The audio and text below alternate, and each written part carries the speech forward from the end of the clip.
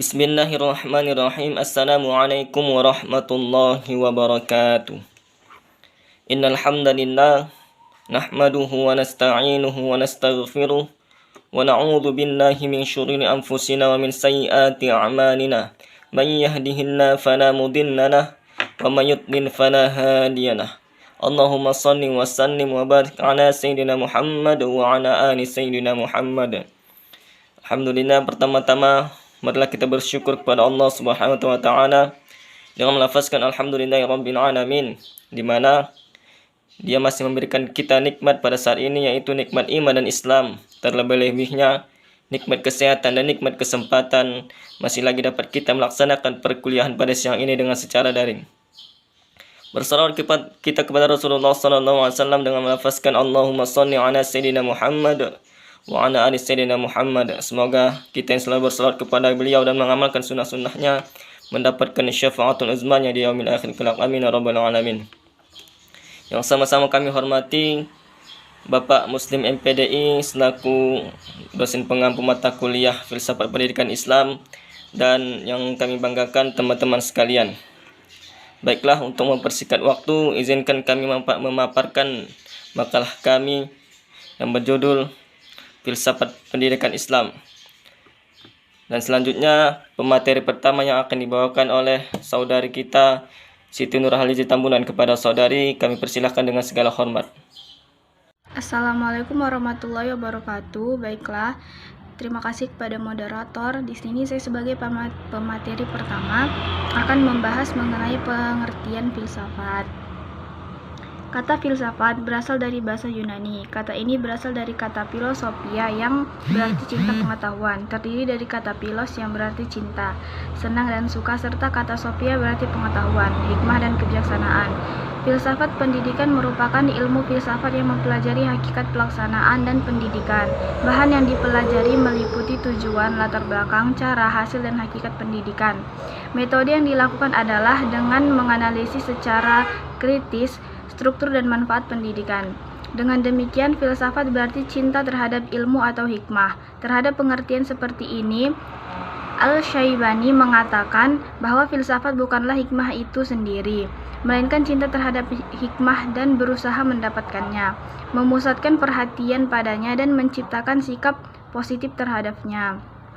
Selanjutnya, ia menambahkan bahwa filsafat dapat pula berarti mencari hakikat sesuatu, berusaha menautkan sebab dan akibat, dan berusaha menafsirkan pengalaman-pengalaman manusia. Selain itu, terdapat pula teori lain yang mengatakan bahwa filsafat berasal dari kata Arab falsafah, yang berarti dari bahasa Yunani philosophia. Philos berarti cinta, suka, atau loving, dan sophia yang berarti pengetahuan, hikmah, atau wisdom. Jadi filosofia berarti cinta kepada kebijaksanaan atau cinta kepada kebenaran, atau lazimnya disebut philosopher yang dalam bahasa Arab disebut filasuf. Sebagai sumber ajaran, Al-Quran sebagaimana telah dibuktikan oleh para peneliti ternyata menaruh perhatian yang besar terhadap masalah pendidikan dan pengajaran. Demikian pula dengan Al-Hadis sebagai sumber ajaran Islam diakui memberikan perhatian yang amat besar terhadap masalah pendidikan. Nabi Muhammad SAW telah mencanangkan program pendidikan seumur hidup.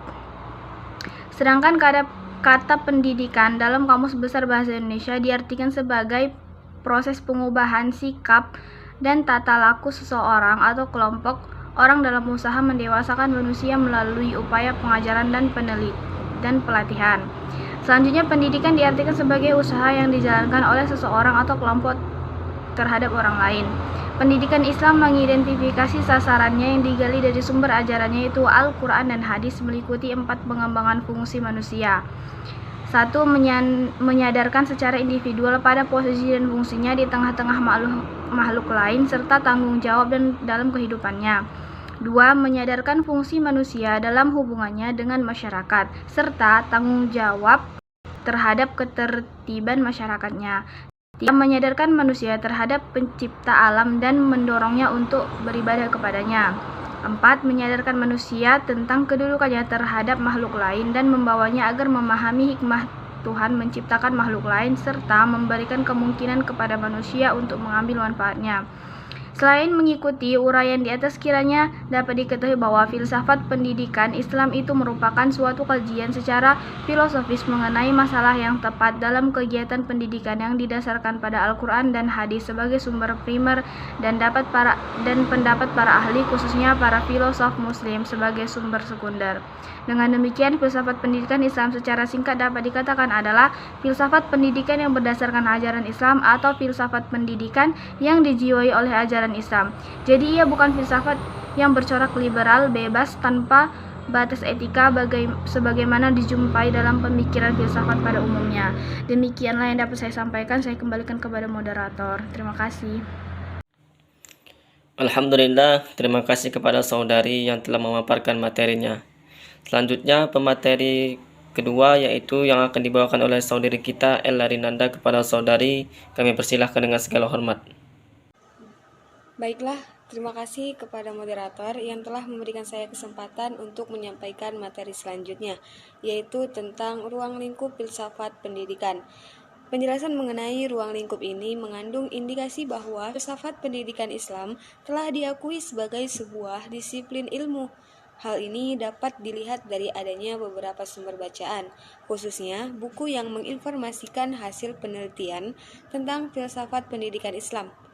Sebagai sebuah disiplin ilmu, mau tidak mau filsafat pendidikan Islam harus menunjukkan dengan jelas mengenai bidang kajiannya dan juga cakupan pembahasannya. Secara sederhana menyebutkan ada enam ruang lingkup filsafat pendidikan Islam. Yang pertama, merumuskan secara tegas hakikat pendidikan atau the nature of education. Yang kedua, merumuskan sifat hakikat manusia sebagai subjek dan objek pendidikan atau the nature of man. Yang ketiga, merumuskan secara tegas hubungan antara filsafat pendidikan, agama, dan juga kebudayaan. Yang keempat, merumuskan hubungan antara filsafat pendidikan dan teori pendidikan. Yang kelima, merumuskan hubungan antara filsafat negara atau ideologi, filsafat pendidikan, dan politik pendidikan atau sistem pendidikan. Yang keenam, merumuskan sistem nilai norma atau isi moral pendidikan yang merupakan tujuan dari pendidikan. Baiklah, mungkin hanya itu saja yang bisa saya sampaikan. Lebih dan kurangnya saya mohon maaf. Saya kembalikan kepada moderator. Alhamdulillah, terima kasih kepada saudari yang telah memaparkan materi dengan sangat baik. Selanjutnya itu pemateri ketiga yang akan dibawakan oleh saudara kita Muhammad Fauzan Nasution. Kepada saudara kami persilahkan dengan segala hormat. Baiklah, saya akan melanjutkan hasil presentasi kami. Hubungan filsafat dan pendidikan Islam. Jika ditelaah lebih jauh, filsafat dan pendidikan adalah dua hal yang tidak dapat dipisahkan, baik dilihat dari proses jalan maupun tujuannya. Hal ini sangat dipahami karena pendidikan pada hakikatnya merupakan hasil spesifikasi filsafat, terutama pada filsafat nilai, yaitu terkait dengan ketidakmampuan manusia dalam menghindari fitrahnya sebagai diri yang selalu menambahkan makna kesamaan di dalam proses, ruang etika dan ruang pragmatis. Dengan adanya pendidikan, manusia akan mampu menjalani hidupnya dengan baik dan benar. Berdasarkan filsafat, pendidikan yang berkepentingan membangun filsafat hidup agar dapat dijadikan pedoman dalam menjalani kehidupan sehari-hari. Untuk selanjutnya, kehidupan sehari-hari tersebut selalu dalam keteraturan. Jadi, terhadap pendidikan, filsafat memberikan sumbangan berupa kesadaran menyeluruh tentang asal mula, eksistensi, dan tujuan hidup manusia.